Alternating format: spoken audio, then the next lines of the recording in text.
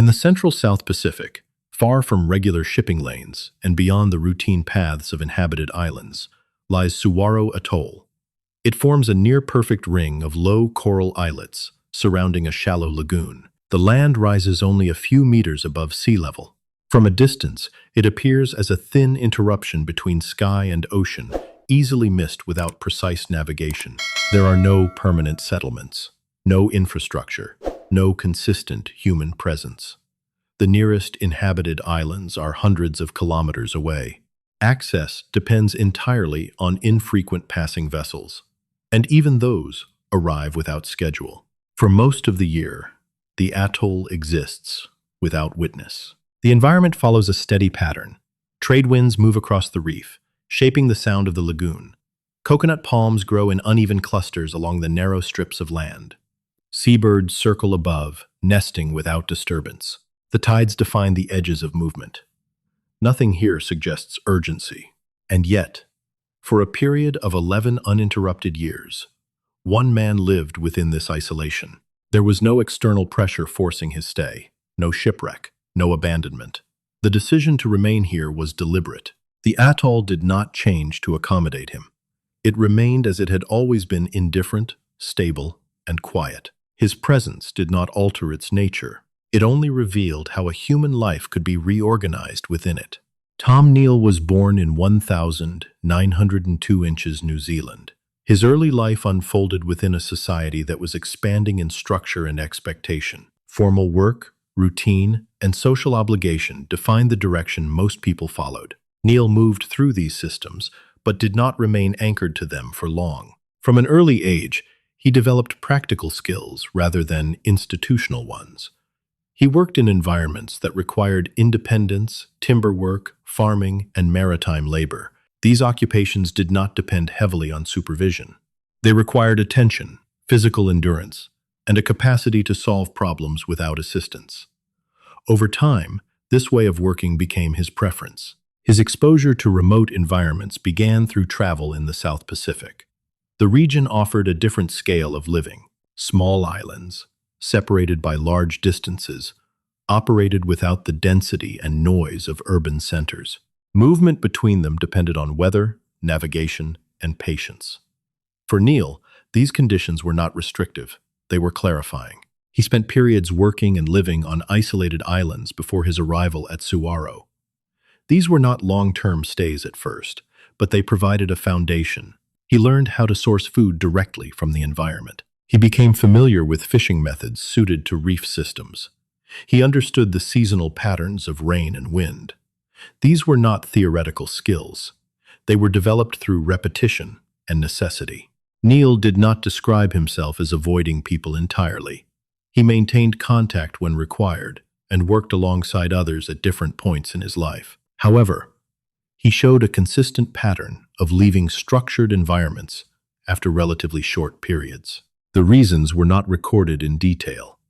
There are no extensive personal accounts explaining his internal motivations.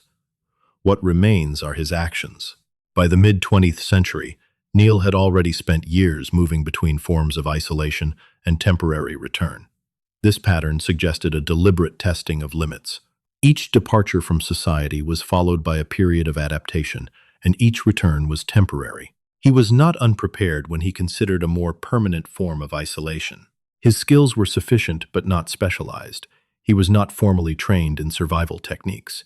What he possessed was familiarity with basic needs: shelter, water, food, and the ability to maintain them over time. More importantly, he had already experienced the psychological conditions of solitude in controlled intervals. This combination created a foundation that few people develop. It did not guarantee success in complete isolation, but it reduced the number of unknowns. When Neale began to consider Saguaro Atoll as a place to live alone, it was not an impulsive decision. The location was known to him. Its remoteness was not abstract. He understood that once he arrived, departure would not be immediate or guaranteed. There was no external requirement pushing him toward this choice. It was a continuation of a pattern that had been forming over years. In 1952, Tom Neale arranged passage to Saguaro Atoll. The journey was not part of a larger migration or organized settlement. It was a personal decision, carried out with limited support and minimal equipment. Transport to the atoll depended on a passing vessel, and like most travel in that region, it followed no strict schedule. He arrived with basic supplies. These included hand tools, fishing gear, a rifle, ammunition, cooking utensils, and a small zapas of food, intended only for initial use. There were also books and writing materials. The total weight of his belongings was restricted by the limitations of the vessel that carried him. Every item had to justify its presence. There were no existing structures suitable for habitation. Any previous signs of human presence on Suwarrow had been temporary and deteriorated by weather. Upon arrival, Neale began the process of establishing a living space using available materials. Driftwood, fallen palm trunks, and salvaged debris formed the basis of his shelter. The first days followed a simple sequence. He secured a location above the high tide line. He constructed a basic roof to provide shade and minimal protection from rain. He identified sources of fresh water, primarily through rain collection. Food during this early period came partly from his initial supplies and partly from immediate fishing efforts. There was no urgency in his movements. The environment did not impose immediate threats. The lagoon provided accessible fish. Coconut palms offered a reliable, though limited, source of nutrition and hydration. Seabirds nested in large numbers, undisturbed by human presence. Neale documented parts of this process in writing. His records do not suggest hesitation. The tone is practical. Tasks are described in sequence, without emphasis on difficulty. The absence of external pressure allowed him to move at a controlled pace. Communication with the outside world effectively ended once the vessel departed. There was no radio contact. No scheduled return date was fixed with certainty. Ships occasionally passed through the region, but their arrival could not be predicted or relied upon. This transition marked a shift from temporary isolation to a more sustained condition. Neale had experienced solitude before, but always with the knowledge that departure was within reach. At Suwarrow, that certainty was reduced. Still, the decision remained voluntary. He had not been left behind. He had chosen to stay. The atoll continued in its usual pattern, wind across the reef, tides moving through the lagoon, birds following their cycles. There was no visible acknowledgement of his presence. Neale began organizing his life within these conditions, not as a visitor, but as a resident without neighbors. The vessel that brought Tom Neale to Suwarrow did not remain. After unloading his supplies, it departed along its intended route, leaving the atoll to its usual condition of isolation. There was no fixed agreement for its return. In that moment, Neale's situation shifted from temporary placement to complete separation. At first, the change was procedural rather than emotional. He continued building his shelter, improving its structure against wind and rain. He arranged his tools in a consistent order. He expanded his access to food by identifying fishing areas within the lagoon and along the reef edge. These actions followed directly from his preparation. But the absence of departure options became clearer over time. Days passed without any sign of ships. The horizon remained uninterrupted. The atoll's low elevation limited visibility, and any vessel would only appear within a narrow range before passing beyond sight. There were no signals to send, no guaranteed method of attracting attention, even if a ship approached. Neale's earlier experiences with isolation had always included an endpoint, a scheduled pickup, a known route back. At Suwarrow, that structure did not exist. The timeline of his stay was undefined. This realization did not arrive suddenly. It formed gradually through observation. Each uneventful day confirmed the same condition. He was responsible for all aspects of his survival, without expectation of external support. Weather patterns reinforced this separation. Periods of strong wind and rough seas made approach difficult for any vessel. During storms, the atoll became physically inaccessible. Even if a ship had intended to arrive, it would have been forced to remain at a distance. The practical implications were direct. Any injury, illness, or failure in resource management would have to be addressed alone. There would be no immediate assistance. Tools had to be maintained. Food sources had to remain consistent. Water collection depended entirely on rainfall. Neale adjusted his routine accordingly. He reduced unnecessary risk. Tasks were planned with consideration for long-term sustainability rather than short-term efficiency. Movements became deliberate. There was no clear boundary marking the point of no return. But over time, the possibility of leaving ceased to be an active consideration. The atoll was no longer a place he was staying. It was the only place he could remain. Once isolation became an established condition, Tom Neale shifted his attention from immediate setup to long-term stability. The initial shelter he constructed upon arrival was functional, but temporary. It provided shade and limited protection from rain, but it was not designed to endure seasonal changes or prolonged exposure to wind. He began reinforcing it using materials available on the atoll. Driftwood formed the primary structural frame. Larger pieces were positioned to support weight, while smaller branches were used to fill gaps. Coconut palm fronds were layered to create a roof that could shed rainwater. The process required repetition. Materials degraded quickly under sun and salt exposure, and repairs became a regular task rather than a one-time effort. Neale selected his living site with practical considerations.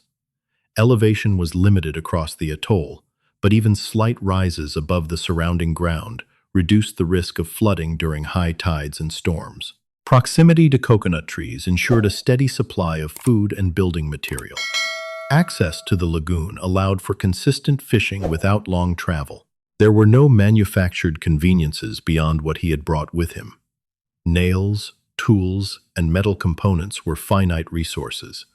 Their use had to be measured. When possible, he reused materials or substituted them with natural alternatives. Vines and fibrous plant material served as binding agents. Structural stability depended more on placement and weight distribution than on fixed fastenings. Over time, the shelter evolved into a more stable structure.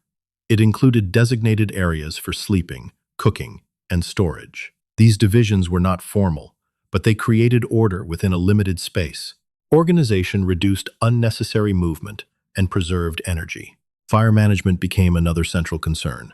Neale maintained a controlled fire for cooking and basic sanitation. Ignition methods were limited, and once a reliable flame was established, it was kept alive as consistently as possible. Fuel sources included dry wood and coconut husks. The process required constant attention, particularly during periods of rain when dry material became scarce. In addition to shelter, Neale constructed simple tools and modified existing ones. Fishing equipment was repaired repeatedly.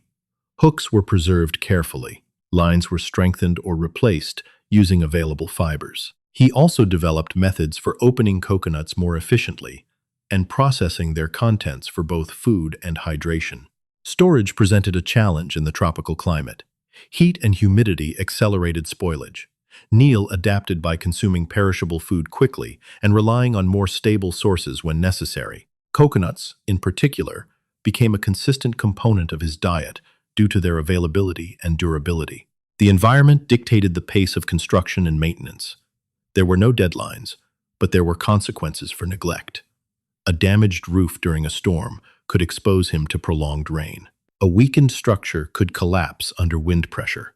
Each improvement reduced risk incrementally.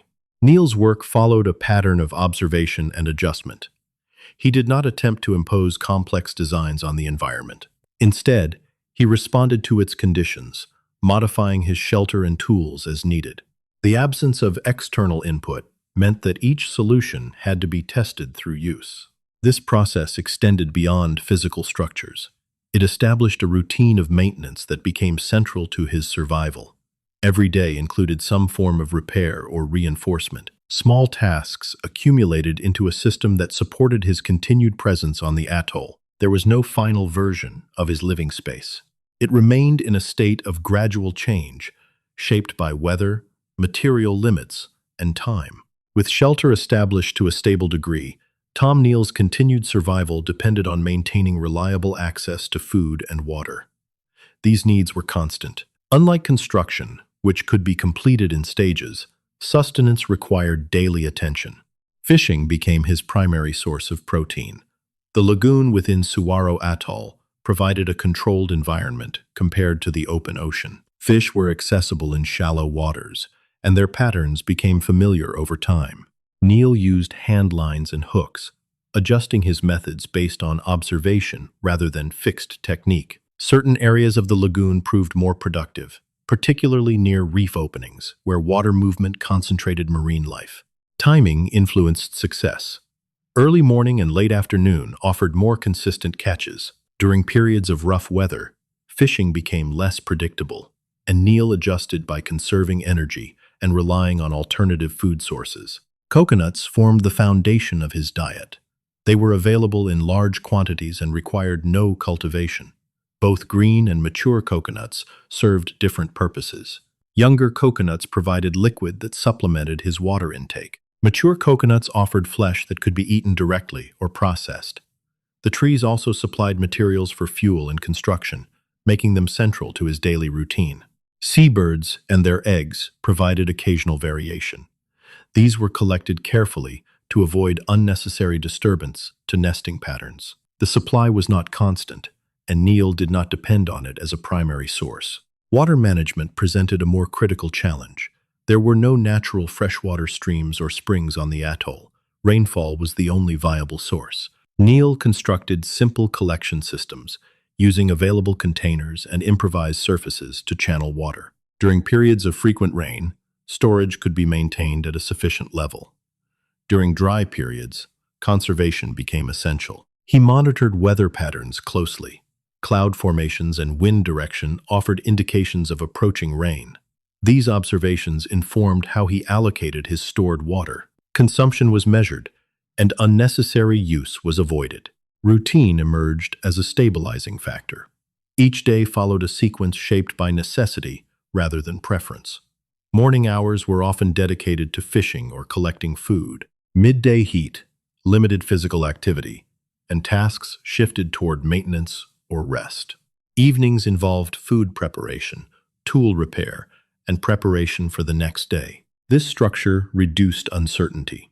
By repeating the same sequence of actions, Neale minimized the risk of overlooking essential tasks. Routine also provided a framework for time, which otherwise lacked clear markers in an unchanging environment. Cooking methods remained simple. Fish were typically cleaned and cooked over an open fire. There were no spices or supplementary ingredients beyond what the island provided. The objective was sustenance rather than variation. Energy conservation became an underlying principle. Every action required physical effort, and resources for recovery were limited. Neale avoided unnecessary movement and organized his tasks to reduce repetition. Tools and materials were kept within reach to limit travel across the island. Over time, these practices formed a balanced system. Food intake, water supply, and daily labor aligned to support his continued presence. There were fluctuations, days of lower success in fishing, periods of limited rainfall, but the overall structure remained intact. There was no surplus, only continuity. Each day sustained the next. As the practical systems of survival became stable, a different condition emerged, one that could not be addressed through tools or routine alone. Time, without external reference, began to change in its character. On Suaro Atoll, there were no calendars, no scheduled events, and no social interactions to divide one day from another. The environment repeated itself with minimal variation. Sunrise, heat, wind, and night followed a consistent pattern. Without deliberate effort, individual days could lose distinction. Tom Neale responded to this by creating his own structure for tracking time. He maintained written records, noting dates as accurately as possible based on his initial reference point. These records were not detailed narratives. They were practical entries, weather conditions, tasks completed, observations about supplies. The act of writing served two purposes: documentation and orientation. Reading also played a role in maintaining mental continuity. The books he brought with him were limited in number, but they provided a connection to language and structured thought. Repetition was unavoidable. Texts were read multiple times, not for discovery, but for preservation of focus. Silence became a constant condition. There were no human voices, no mechanical sounds, and no interruptions beyond natural elements. Wind through the palms, movement of water across the reef, and the calls of seabirds formed the only background.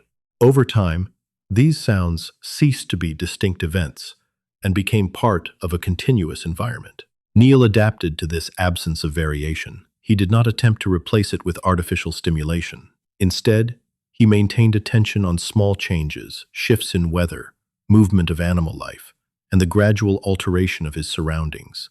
These observations provided subtle markers within otherwise uniform days. The lack of external feedback influenced decision-making.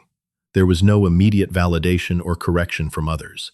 Each choice had to be evaluated through outcome alone. This reinforced a cautious approach. Actions were tested gradually. Risk was minimized where possible. Periods of inactivity presented a different challenge. When essential tasks were completed, there remained intervals without defined purpose. Neale managed this by extending maintenance work and revisiting completed tasks. Tools were inspected, structures reinforced, and systems reviewed even when no immediate issue was present. This approach reduced idle time, which could lead to disorientation or loss of focus.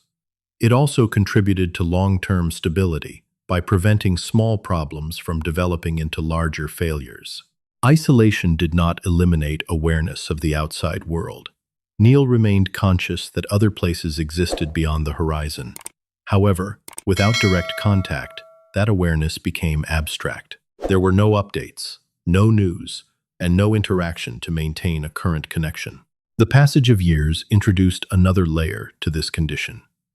Seasonal changes were subtle in the tropical environment, but they existed. Variations in rainfall, wind patterns, and temperature provided a broader framework for measuring time. These cycles replaced conventional markers, such as months or years. Neale's adaptation to prolonged solitude was not defined by resistance or struggle in recorded accounts. Instead, it appeared as a gradual alignment with his environment. Routine, observation, and controlled activity formed the basis of this adjustment. There was no audience to observe this process, no external acknowledgement. Time moved forward without witness, except for the records he chose to keep. After several years of continuous isolation, the balance Tom Neale had established began to show limits. His systems for food, water, and shelter remained functional, but they depended entirely on his physical condition. There was no redundancy beyond his own ability to work. At some point during his extended stay, Neale's health began to decline. The exact onset of his illness is not precisely documented, but his own accounts describe periods of physical weakness that disrupted his routine. Tasks that had once been consistent, fishing, collecting coconuts, maintaining shelter, became more difficult to perform. The atoll offered no direct medical resources. There were no medicinal plants known to him that could address serious conditions. His supplies included only minimal first aid provisions, and these were limited in scope. Any illness that extended beyond minor injury or infection introduced a level of risk that could not be fully managed. Neale adjusted his activities in response. He reduced physical exertion where possible and relied more heavily on accessible food sources, particularly coconuts, which required less effort to obtain than fishing. Water collection remained essential, but even this became more demanding during periods of low rainfall. Recovery was uncertain. Without diagnosis or treatment, improvement depended on rest, nutrition, and time. These factors were not always sufficient. Periods of weakness extended his vulnerability, increasing the likelihood of secondary problems such as dehydration or injury. The psychological dimension of illness in isolation differed from physical symptoms alone. There was no external reassurance, no confirmation of recovery, and no assistance if conditions worsened. Each change in his physical state had to be interpreted without guidance. Neale's records during these periods remain consistent in tone. They describe limitation rather than distress. Tasks are noted as incomplete or reduced. There is no indication of panic, but there is a clear awareness of risk. The margin for survival narrowed. A single untreated condition had the potential to interrupt the entire system he had built. For the first time since his arrival, the possibility of not recovering became a practical consideration rather than an abstract one. The atoll remained unchanged. Its resources were still present, but his ability to access them was no longer guaranteed. By the seventh or eighth year of continuous isolation, Tom Neale's life on Suwarrow Atoll had become both routine and fragile. Years of exposure to sun, wind, and salt water had taken their toll on his body. Muscles fatigued more quickly, and recovery from minor injuries required additional time. The cumulative effect of uninterrupted labor, limited nutrition, and constant environmental stress was visible in the records he maintained. The physical challenges were compounded by the mental demands of sustained solitude. Days blended together, and weeks passed without clear markers. Memory and perception of time relied entirely on self-imposed routines and observation of the natural environment. Even small deviations, a storm delaying fishing or rainfall failing to replenish water stores, carried disproportionate significance. Neale's supply of tools, though carefully maintained, also reflected the passage of time. Metal components corroded despite careful attention. Wooden implements deteriorated under repeated exposure to salt and sun. Repairs required additional effort, sometimes stretching his capacity when combined with physical exhaustion. Weather continued to pose intermittent but serious challenges. Storms battered the atoll with wind and high seas. Even when he remained sheltered, the work required afterward repairing roofs, reinforcing walls, clearing debris added to physical strain. Tasks that had once been routine now demanded careful planning and energy conservation. Food sources remained consistent, but demanded vigilance. Overfishing a section of the lagoon could reduce immediate returns. Coconut palms provided continuity, but harvesting was labor-intensive. Any misstep in maintaining these sources risked temporary shortages, which were more consequential as his stamina declined.